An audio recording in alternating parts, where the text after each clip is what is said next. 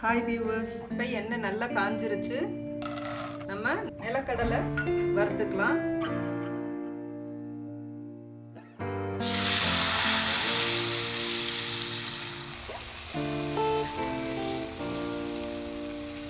இந்த மாதிரி மிளகா வந்து நீங்கள் வறுத்து அரைக்கலைனாலும் நீங்கள் சும்மாவும் போட்டுக்கலாம்.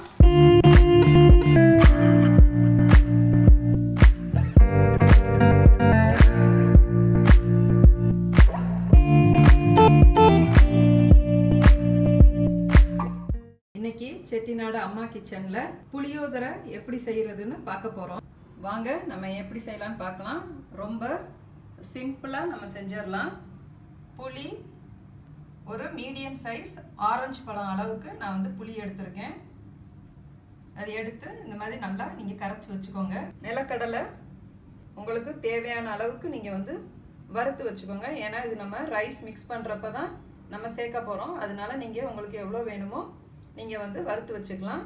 நான் வந்து 1 கப்பு நிலக்கடலை எடுத்து வச்சுருக்கேன்.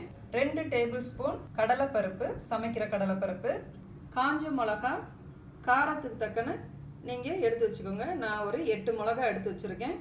தாளிக்கிறதுக்கு 1 டேபிள் ஸ்பூன் கடுகு, 1 டேபிள் ஸ்பூன் பெருங்காயத்தூள், 1 டேபிள் ஸ்பூன் வெந்தய பொடி. நீங்கள் வெந்தயம் இருந்துச்சுன்னா வறுத்துட்டு அரைச்சி வச்சுக்கோங்க. நான் வந்து பொடி வச்சுருக்கிறனால பொடி எடுத்திருக்கேன். 1 டேபிள் ஸ்பூன் மஞ்சத்தூள், உப்பு, தாளிக்கிறதுக்கு நல்லெண்ணெய். உங்களுக்கு நல்லெண்ணெய் டேஸ்ட் பிடிக்காதுன்னா நீங்கள் நார்மலான ரீஃபைண்ட் ஆயில் யூஸ் பண்ணிக்கலாம். இப்போ வாங்க இதை நம்ம எப்படி சிம்பிளாக ஈஸியாக எப்படி செய்யலான்னு பார்க்கலாம். நிறையா வீடியோஸில் பார்த்தீங்கன்னா நீங்கள் பருப்பெல்லாம் வறுத்து அரைச்சி வைக்கிற மாதிரி இருக்கும்.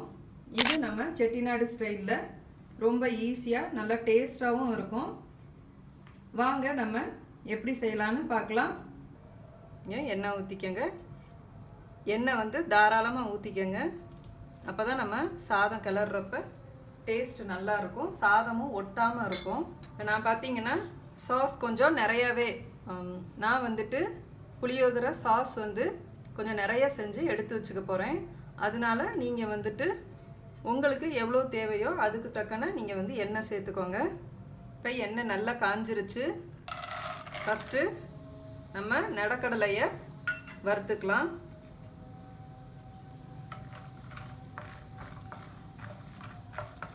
இது நம்ம சாதம் நம்ம மிக்ஸ் பண்ணுறப்ப தான் போட்டு கிளறணும். அப்போ தான் வந்து நல்லாயிருக்கும். இது கூடயே நம்ம சமைக்கிற கடலைப்பருப்பையும் போட்டு வறுத்துக்கலாம்.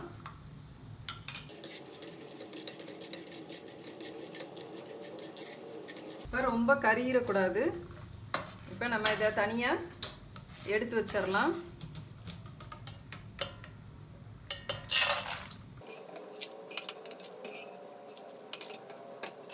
இப்போ நம்ம இதை வறுத்ததை தனியாக இது மாதிரி எடுத்து வச்சிடலாம். ஆறுன உடனே நீங்கள் வந்து ஒரு பாட்டிலில் எடுத்து வச்சுக்கிட்டிங்கன்னா எப்போ நீங்கள் புளியோதரை செய்யணும்னு விரும்புகிறீங்களோ அப்போ நீங்கள் கொஞ்சம் எடுத்து போட்டு நீங்கள் கிளறிக்கலாம். ஆனால் ஆற வச்சு பாட்டிலில் எடுத்து வைங்க.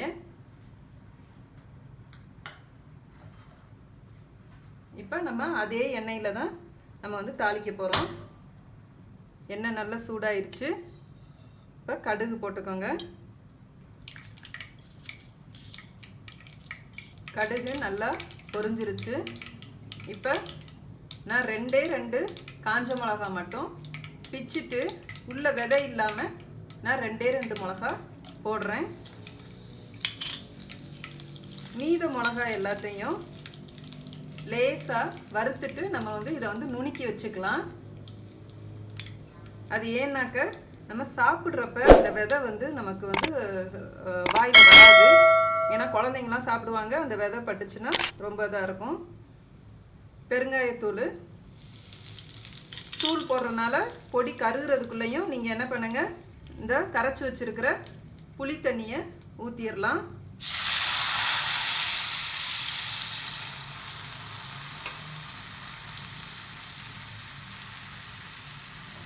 ஊற்றினோடனேயே மஞ்சத்தூள் 1 டேபிள் ஸ்பூன் எடுத்து வச்சுருக்கிறதையும் இது கூட நம்ம சேர்த்துக்கலாம்.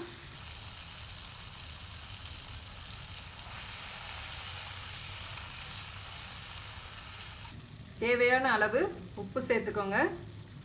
புளி தண்ணி நல்லா கொதிக்கட்டும். மூடி வச்சிடலாம். அதுக்குள்ளேயும் நம்ம இதை வந்து வறுத்துட்டு பொடி பண்ணி எடுத்துகிட்டு வந்துடலாம்.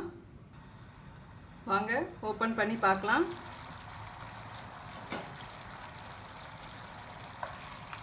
புளி தண்ணி நல்லா கொதிச்சு வத்திருச்சு.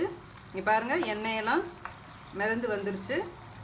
இப்போ நம்ம வறுத்துட்டு வந்த மிளகா பொடியை இப்போ போட்டுடலாம். பாருங்கள், இந்த மாதிரி நம்ம வந்து வறுத்துட்டு அரைச்சி வச்சுக்கணும்.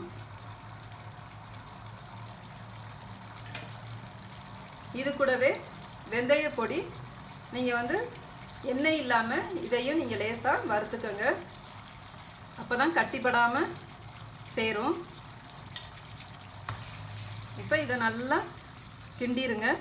இப்போ இது நம்ம சேர்த்த உடனேயே பாருங்கள், அந்த புளியோதரை சாஸ் வந்து நல்லா கெட்டியாயிட்டு வருது.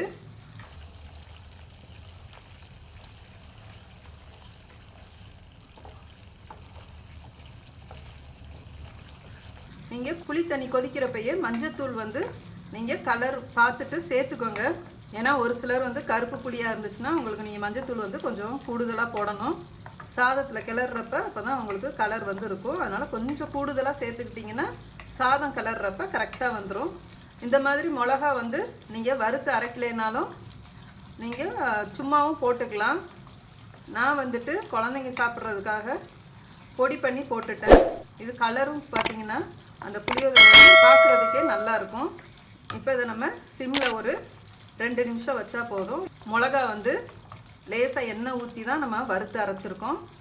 அதனால் கரெக்டாக வந்துடும். இதை நீங்கள் நல்லா சிம்மில் விட்டுருங்க. நல்லா திக்காக இருந்ததுன்னா நம்ம எடுத்து வச்சுட்டு நம்ம ஃப்ரிட்ஜில் கூட எடுத்து வச்சுக்கலாம். 1 மாதம் வரையும் கெட்டு போகாது. வேணுங்கிறப்ப கொஞ்சமாக எடுத்து சூடு பண்ணிவிட்டு நீங்கள் சாதத்தோடு சேர்த்து கிளறிக்கலாம். இப்போ நீங்கள் இதை ஓப்பன்லேயே வச்சிடலாம், மூட வேணாம். அப்போ தான் வந்து அந்த மிளகாயோட வாடையெல்லாம் போகும். நல்லா கரெக்டாக வந்துடும் உங்களுக்கு. இன்றைக்கி செட்டிநாடு அம்மா கிச்சனில் புளியோதரை சாஸ் எப்படி செய்கிறதுன்னு பார்த்தோம். இப்போ ரெடி ஆயிடுச்சு. இது கூட நீங்கள் கருவேப்பிலை சேர்த்துட்டு ஆஃப் பண்ணிடலாம். இப்போ நம்ம ஆற வச்ச சாதத்தோட இதை நம்ம கிளறலாம். சாதம் இப்போ ஆற வச்சாச்சு. இதுக்குள்ளே நீங்கள் 2 ஸ்பூனுக்கு நல்லெண்ணெய் சேர்த்துக்கோங்க. அப்போ நீங்கள் சாதம் கிளறினீங்கன்னா நல்லா சாஃப்டாக இருக்கும். இப்போ நம்ம செஞ்சு வச்சுருக்க அந்த புளியோதரை சாஸ் வந்துட்டு இது கூட சேர்த்து நம்ம கிளறலாம்.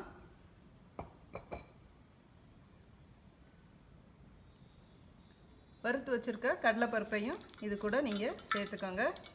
இப்போ மெதுவாக இதை வந்து சாதம் வந்து உடையாமல் கிளறுங்க.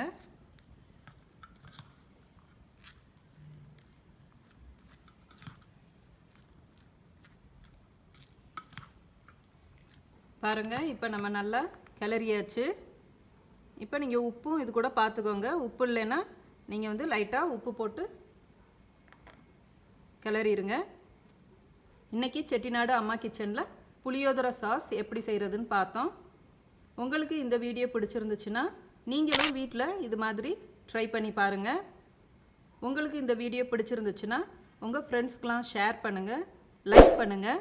நம்ம சேனலை சப்ஸ்கிரைப் பண்ணாதவங்க சேனலை சப்ஸ்கிரைப் பண்ணுங்கள். நன்றி.